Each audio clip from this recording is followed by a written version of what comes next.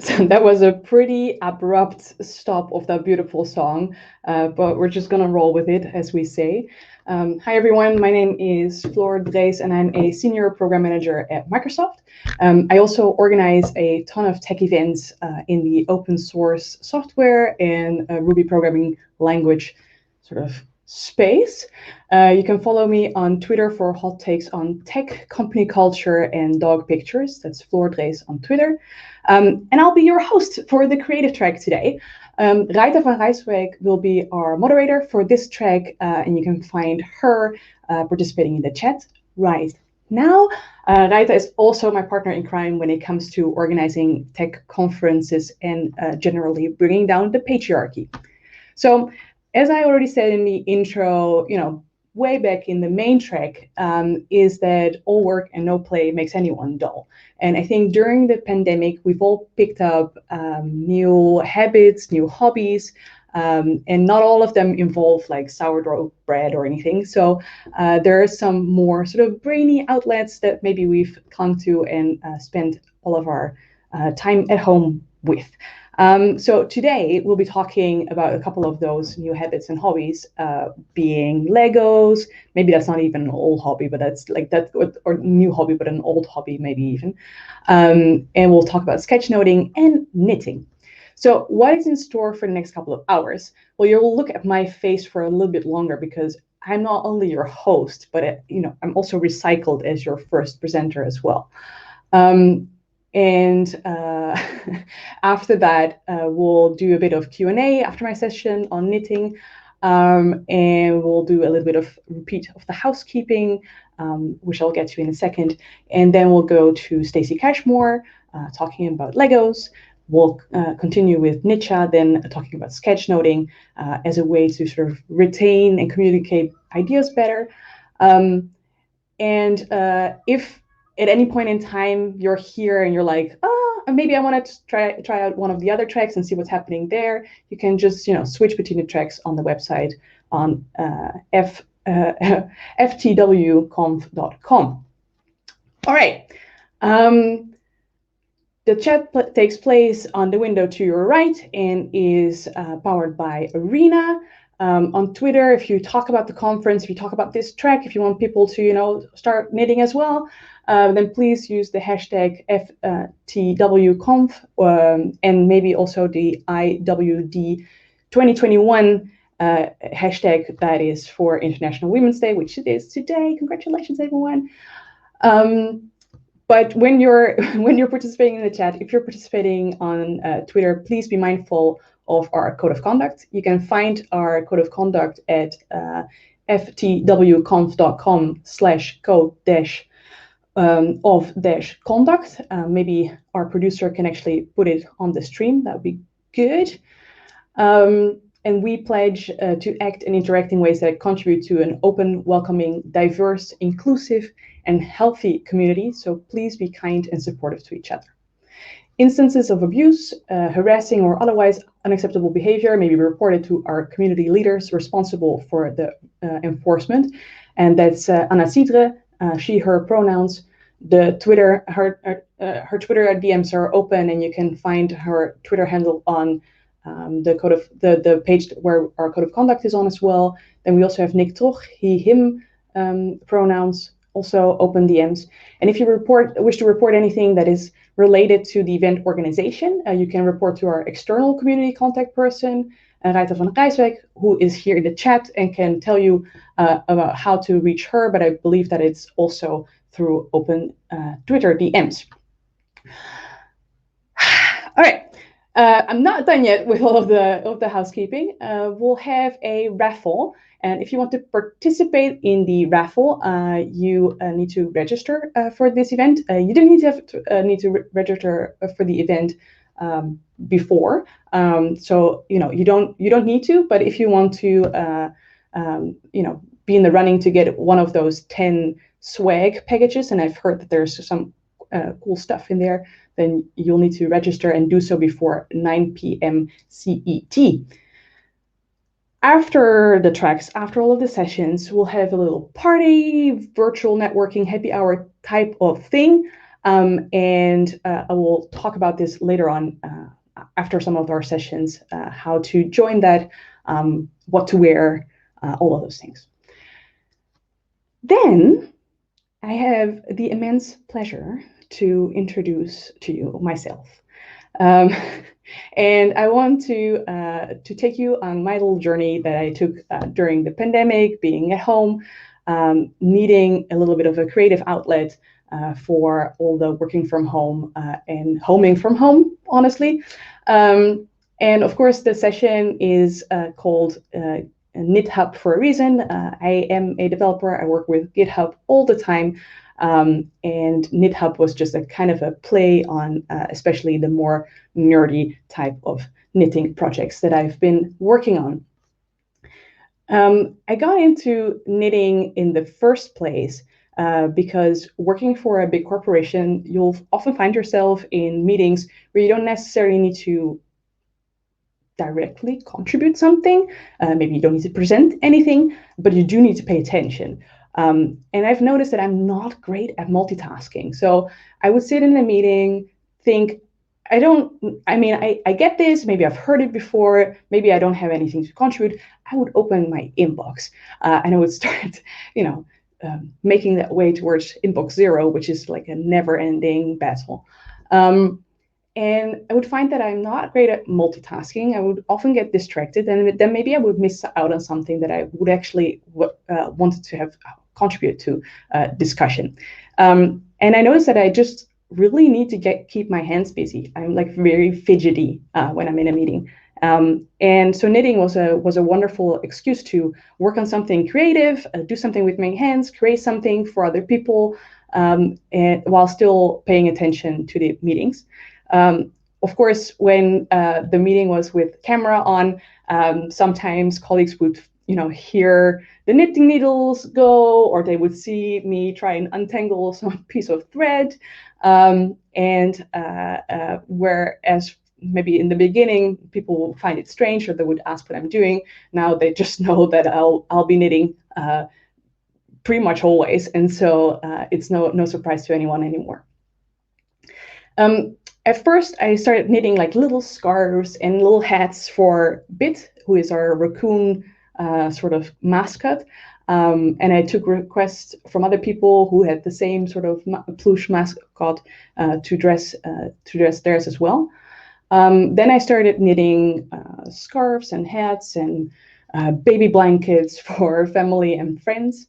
And now that I am growing out my coop lockdown, I created all of these headbands for myself to go with every occasion, with every outfit. So I have a lot of those right now.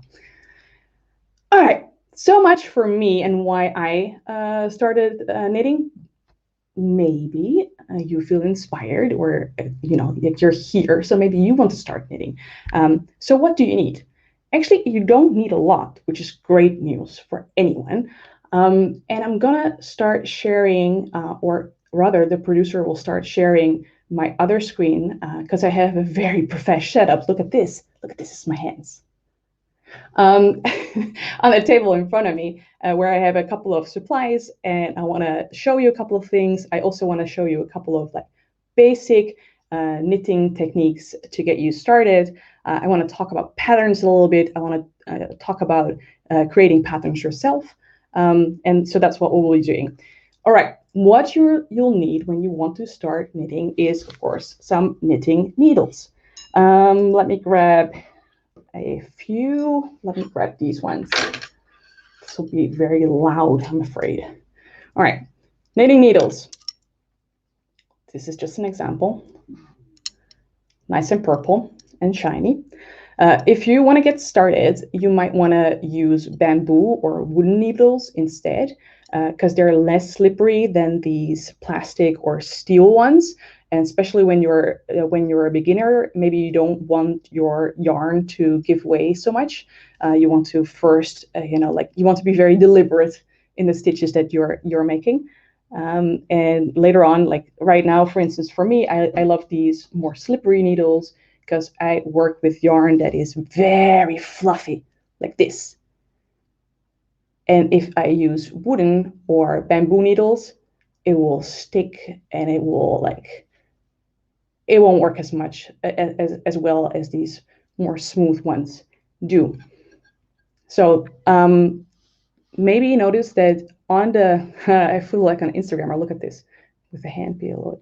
On the needle, it often says how wide they are, and you will want to sort of match the width of your yarn with the width of your needles. And if you're grabbing a piece of yarn, they have these little labels, and on the label it usually says how thick the yarn is. In this case, I think it's 3 millimeter. I don't know how many inches that is, and I'm sorry. Can't help you with that. But I'm sure there is a quick way to Google that. There's all kinds of yarn, right? So I showed you a very small one. Then there's these really thick ones that are maybe more fitted to knit a rug, or maybe like saucers if you want to, use something to put your coffee cup on. Then these thicker ones are more useful. You have really cool whorls, these are called. So they're different color, and it's all in one thread. So you'll just start with the purpley blue color, go to green, go to yellow, orange, and pink.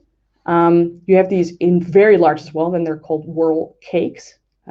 These are really fun and interesting to work with. In terms of other like yarn and thread that you can use, you can, for instance, work in a sort of shimmery thread, like silver or gold, and just knit it along with the yarn that you're knitting with, so you get a little glittery effect. Another one of my headpieces. Look at that. I have many. All right. What else is there to say about needles? Yes. So when you can knit socks, for instance, and when you're knitting socks, then usually your needle is bent a little bit, so it would maybe look like sort of a boomerang shape. However, when I knit socks, I usually use 4 of these puppies in a sort of a square, and then I use a 5th needle to work around the square. And if you're knitting projects that, like round knitting stuff, so for instance a sock, then both ends of a needle will be sharp and pointy like these, and they won't have an end like these. And so this is dangerous because it might slip off, while you're working on your project, it might slip off on the other side. And you won't have that with these ones that have this little knobby at the end. And so when you're a beginner, you probably don't want to start with creating something like a sock. You probably want to create something with this. So maybe just a scarf or something. All right. Another sort of needle is the ones that have a cord between them. Let's try and show this in the right way. So there's the needle from right to left, and then there is a cord that is flexible between it. So if you want, and you will work the same way you would work with any other project, but you can just make a lot more length because it just goes around the cord. So those are some of the different needles you might come across. All right. As I said already, you want to probably match the needles and the yarn that you have. So if you have a 3 millimeter thick yarn, you probably want to have a 3 millimeter wide needle as well. I don't have an example right now, although this one might actually be 3 millimeter.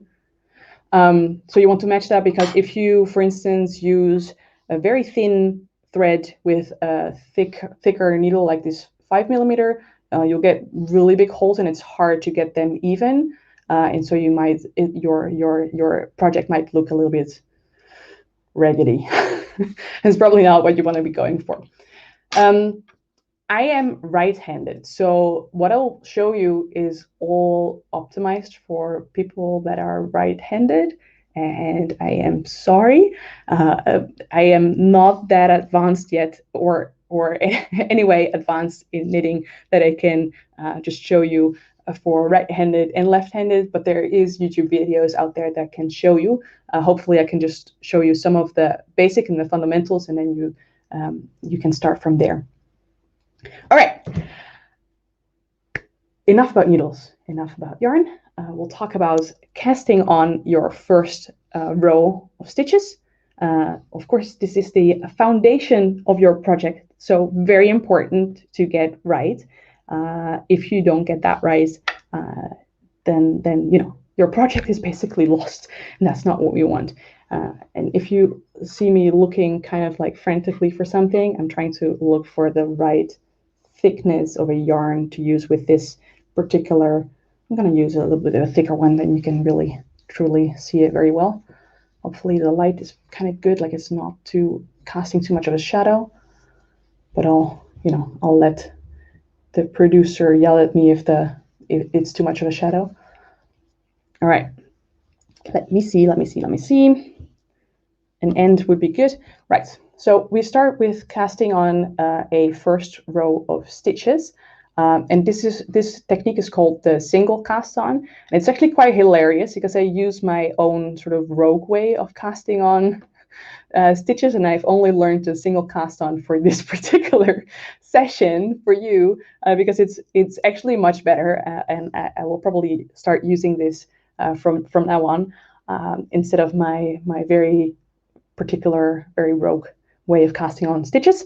We start like this, so you just like you have a little bit of end piece of yarn. This is gonna be your working piece of yarn, and you sort of like wrap it around your fingers like this. So you have this, then we turn it around, and you slip the yarn under here, making a tiny little loop. We pull that loop. Look at that, beautiful loop. Then we get your needle, and we pull on the working piece of yarn, so that's the one that is connected still to your ball of yarn, and not the one that has the end here. Nice that my cat mug is well inside. And you pull the working piece of yarn tight until it's snug around your needle. You don't want to pull it too tight though, because we need to work with this later on. And then to cast on the rest of the stitches, you grab, maybe you grab the piece of yarn that has the end here with this hand and sort of like make sure that it's not in the way and you can't confuse it for your working piece of yarn. Your working piece of yarn you place in your hand again. I don't have an Instagram hand, look at that. I should have like moisturized it. Well, you'll have to do with this. You close your hand or your forefingers as if you were making a thumbs up for International Women's Day. Then with your thumb, you go behind the thread, pull it like this, and let me see. And then with your needle, go here, and so you're casting on one thread. You need to pay special attention to this is the first time I'm streaming something about knitting, y'all. Like, hopefully I'm doing it slowly enough and clearly enough for y'all to follow.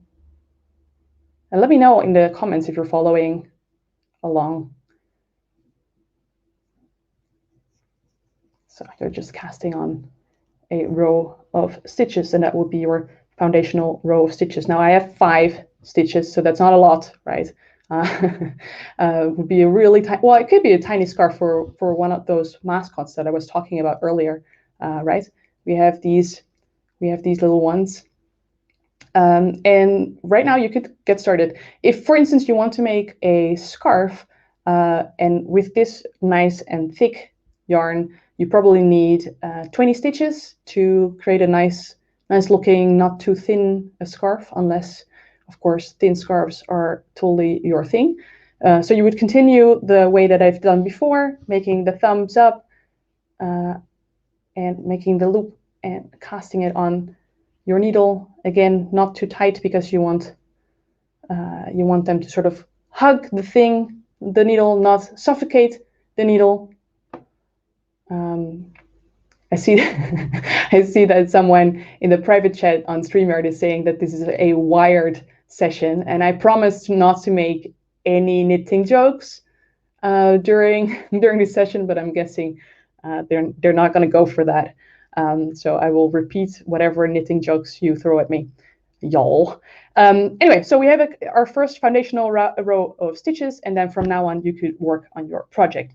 And then working on your project, how we'll go about it is we're turning the needle so that the working piece of yarn is here on the right, and the piece that we're not working with is here. You can still like tuck it away a little bit if that's, you know, if that helps you concentrate on what thread to use. You will want to try, let me see if I can, you know, like if I can get this thing to zoom in a little bit. You'll want to try not to turn this too much, but have the edges nice and next to each other. If you turn it too much, you might get a little bit confused to where the actual stitch is, and you might like try stitch it wrong or go use this little loop here instead of the loop that is on your needle. Okay, let's knit your second row, and please take into account that, you know, your the first row you knit after the cast on is going to be the hardest. So if you're like, oh, really struggling with this part, that's normal. It's not, you know, like there's not a big piece to work from yet. It will turn like all the time, and it's normal that it's easier. But you know, like everything, it will get easier and clearer with time. The stitch that I'm going to show you now is one of the two sort of foundational stitches, the most common stitches that you will be using, and this one is called the knit stitch. Such an original name, right? You wouldn't have expected that. But I will be talking about the knit stitch, and then also the purl stitch. That's the next one I will show you. And so the first action you'll take if you're taking a knit stitch is to, with your right needle, you'll enter this loop on your left needle from the left hand side, and you'll sort of go to the right, like you'll go to the right with this. Oh, it's very hard to show, but in a way that you're basically making a cross. Oh, this is hard to show, and I'm sorry. You're basically making a cross with your two needles, where the right needle is underneath the left needle, which is top needle. And then with your yarn, let me see, how can I do this? With your yarn, oops, a lot. You'll go behind the right or below the right needle. See how it's coming from below over it, and then you're sort of going to pull back your right needle, pull it through the hoop, and get it off of your left needle entirely, so that it's now on your right needle. This doesn't look like much yet, but we're knitting. We're knitting. Look at this. So next one, we're doing the same thing. We're going with the needle, and I told you already, it's the hardest part. The second row is like the hardest part, because, you know, like nothing is really set yet. Everything is moving in every direction that you don't want it to.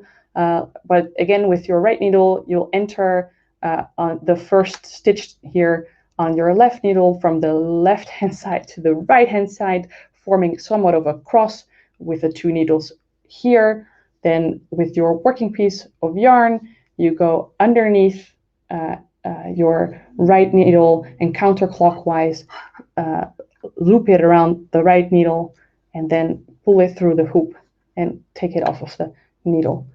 So this is called a knit stitch because it will look, or it's not why it's called that, but it's called a knit stitch because it will produce like a little V shape knitting pattern, as you see here, like it's tiny little V's, right? Like that's maybe what you think of when you're, well, maybe if I turn it around, it's more like V's, but you get what I'm saying. You're smart peoples. It's kind of, so it's tiny little V's. And so if you, this is how you would create a knit stitch, or at least the first row, because if you want to continue down this path, it means that if you did knit this one row in the sort of knit stitch, you will have to turn it around and then actually create the purl stitch. When you do this though, it will be really, look at this, it's like it curls up really quickly. So even though you'll be using this, for instance, if you want to be creating patterns in it, you'll probably want to, and I will explain to you later when we're doing a little pattern, you'll probably want to make sure that the edges are always knit stitch, because then it will alternate between these little cute little V's and these cute little purls, as we call them. That way it will be straightened out a little bit more and it won't curl up that fast. Also good to keep in mind when you're creating a scarf and you want it to be just knit stitch on one side and purl stitch on the other side, is that you probably want to make it a little bit wider, or you want to cast on more stitches than you would normally do for the width of your scarf, just because it will curl up on the sides, and you know, it will be a little less wide than you maybe had anticipated or wanted it to be. All right, let me look at my notes to see what's next.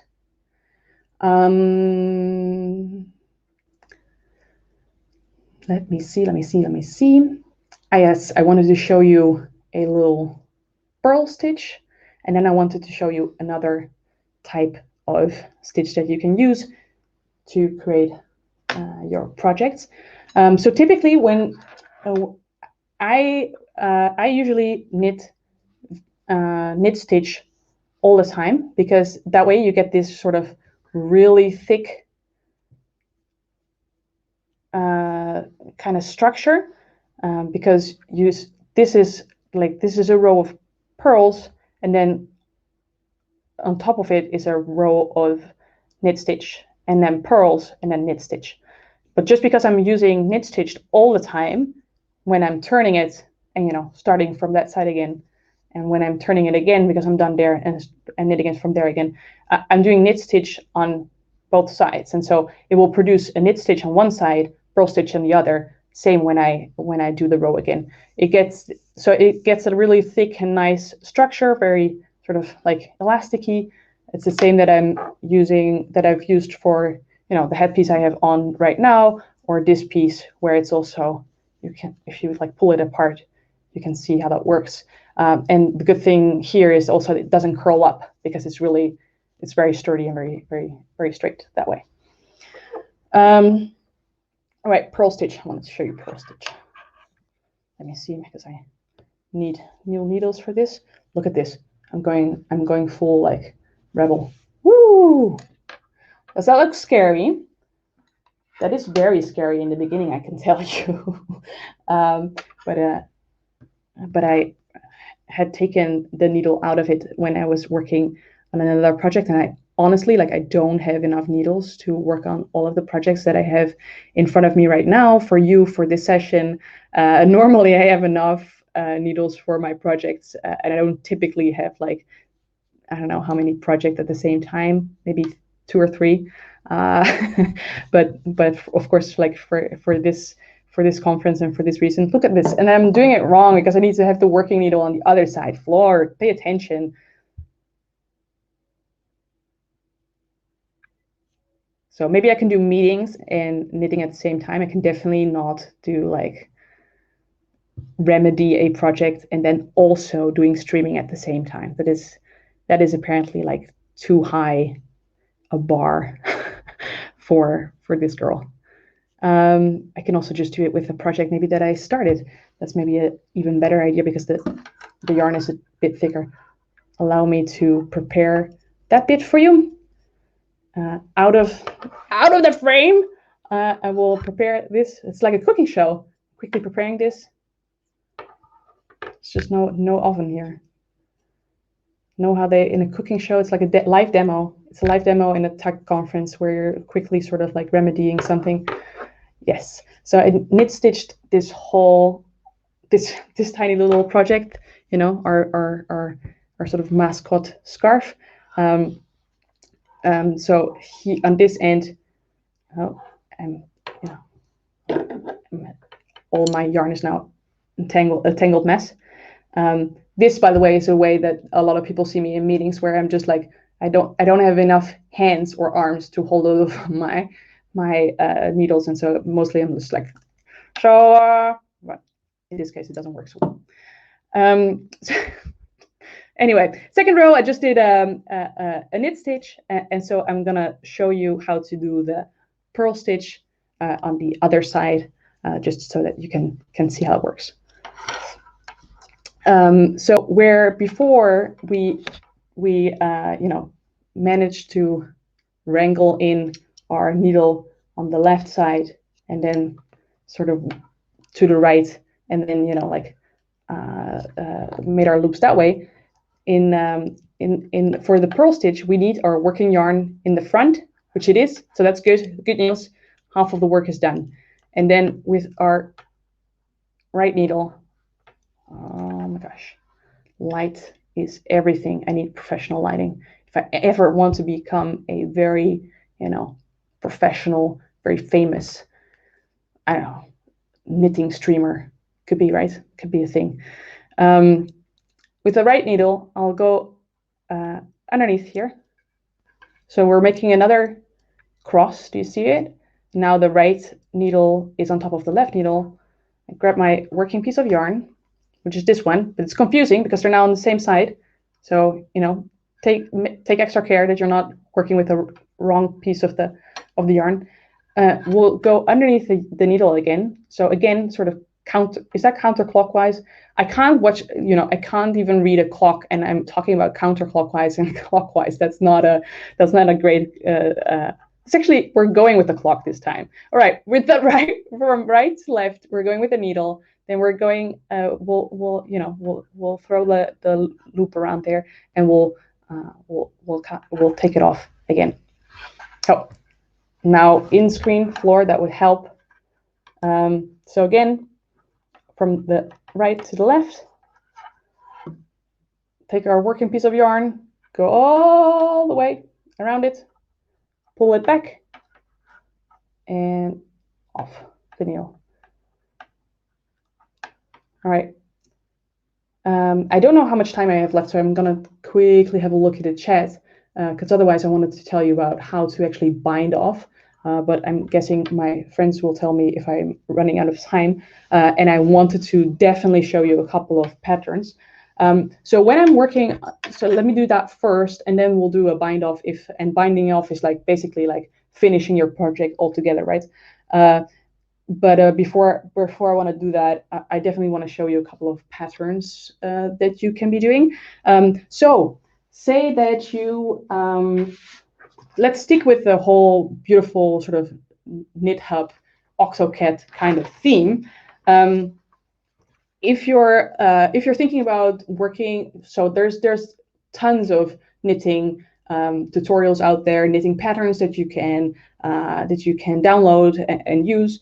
But one of the things I like to do is whenever I see an image that I would like to, you know, make live on forever in one of my knitting projects, what I do is usually I sort of create a sort of a pixel art image out of it, and then I start, and I'm using, I know, like I'm a technologist, but I've tried using technology for it. Honestly, I really have tried, but knitting software is not great, and if it's great, it's really expensive. And so I'm not using that yet. I don't feel like it's you know, it's not my livelihood yet. So maybe that comes later. But what I'm doing, and I'm not kidding you, is usually I'm using paper, or I use Excel, which is a beautiful product by Microsoft. if you weren't aware, to create the pattern. And in this case, it's a very monochrome picture. It's just 2 colors. So I didn't actually color this one. Otherwise, I would probably use different shapes, or I would actually color it probably. But I'm drawing out all of the X's where I need to use a different color. And then I start counting how many columns I actually need for the project, for what is potentially populated from left to right, and then I would add another column on the left and another column on the right, and then I would probably add, as I said before, a knit stitch or 4 knit stitches rather on both ends, to make sure that this doesn't curl up and the image is not, you can't actually view the image anymore.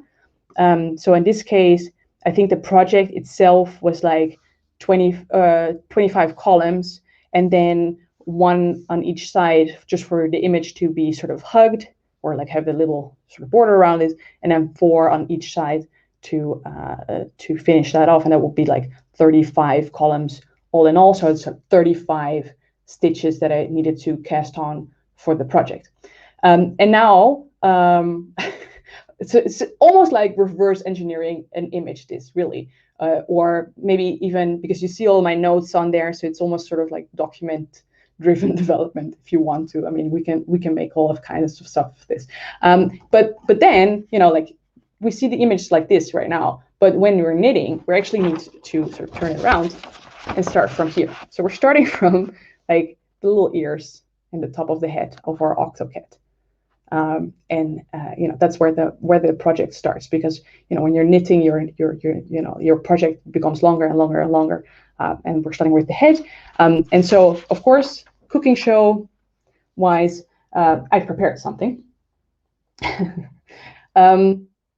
And so, look at this, the tiny little head of the octocat. But actually, we're knitting like this. So you see the little ears, little eyes, little mouth is maybe a little bit less visible. It's also because this yarn is maybe a little bit too fuzzy specifically for this project. And this is how we're knitting. And then this is very much a sort of counting game, honestly. So I have my 4 knit stitches here and here, and those will always be the same, prevented from curling to the sides. Then we always have knit stitches here, and from the back of it. So when I'm working on this side, and I'd be knit stitching all the way. If I'd be on the other side, where it's a tangled mess, but that's normal, I would be doing knit stitch, 4 knit stitch, then purl stitch for the entire project, and then 4 knit stitches again. I have recently, and I don't think my producer told me anything about how much time I still have, so I'm just gonna merrily continue until they tell me to stop, or shout at me. I'd be amiss to tell you that I also work on cross stitch now, because why only knit when you can also do cross stitch? So I started on the same project, but of course there I don't need to start with the head. I could start with the head if I wanted to, but I can also start with the I wanted to say tail end, but it's not actually a tail, right? Like it's one of the arms, or one of the legs, I guess, of our little octocat. And so I guess for FTWConf 2022, we'll do a cross stitch session. Cross stitch is actually really fun.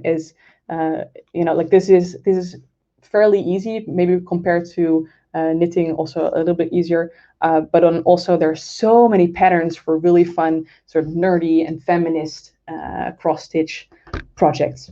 Another knitting pattern I like very, very much is called, let me see, I need to pronounce it the right, or like at least tell you the right way so that you can look it up. Maybe if that's something that you want to be doing, is the English rib or the fisherman's rib. And it's particularly great for sweaters. And it looks like this. So if this is something that you want to give a try, you can just look up the fisherman's or English rib on the internet. Let me see if I can show you a little bit how that one works. If that fits in my little frame here that I've created. Oh my gosh, everything becomes more and more entangled. I'm thinking I'll need a lot of time after this stream to make sure that everything is sort of like also finishing all of these projects, because it's a lot. Fisherman's rib is funny in a way, because I think you might be able to see, like, this one, the first one on the project is a knit stitch. The other one you actually have slide off of your needle as if you would move to purl. So you enter your right needle. You enter your right needle from another angle than you would do with the knit stitch. And then there's two stitches that are crossed, if you see those. Like I'm gonna do one row, and hopefully you can see it well. And like the clicking of the needles on the desk aren't too annoying. So we're just doing one knit stitch. Let's see if I can just go by just looking at the screen so that I know that everything is still in frame. Then we enter this one from this side as if we would move to purl, but actually we're not doing anything with this one. This one is just going to the other needle. Done. Oh wait, I missed a step. It's a live demo. I can miss a step. I can remedy it. That's a good thing, by the way. If there's one thing that I want you to take away from this whole session, is that you'll make happy little accidents, and I can show you. So this is the behind the scenes of the knitting. Look at this. Look at this ugly bit here. Then I was feeling like a superwoman, and I didn't need to pay attention to a new pattern I was trying out, right? As you feel invincible, but then it didn't go quite well for this girl, and there's a little flaw in the project. You'll have happy little accidents, and mostly you can remedy it, if only by just removing a whole row and just starting again. It might not feel great, but usually you're able to mend it. And the person who actually taught me how to knit told me that you should just own a mistake and act like it was supposed to be that way. In the end, you're the one creating the patterns and choosing the things that you want to be doing, and so you can also say that it was totally intended that way. Not a bug, it is a feature. So sorry, let me show you this again now that I've sort of caught my. Let me see. Moving the needles, trying to see if it can. Yes, this seems like to be like quite okay. So first knit stitch. Then we're going to make sure that the working thread is in the front, because we want to act like we're doing a purl stitch. We're not actually going to do a purl stitch, but we need the working yarn to be in the front. Next time, lesson learned, put the camera a little bit higher, Floor. That's just easier. And then we're just sliding it off the needle entirely. And then for the crossed stitches that you see here, the ones that are over, there's one on top of the other, we're going in on the left-hand side, going to the right-hand side, and using this piece of yarn to go below. My Instagram hand again, not sure if it works. Below there, make a loop, pull it through, and so we made a one stitch out of the two stitches that we had before. This is intended the way that you're creating one out of the two, because before, when we slipped the one stitch and we made sure that the working needle was in the front, we made a cross here, and so you're basically just moving the cross in a single thread to another side. All right.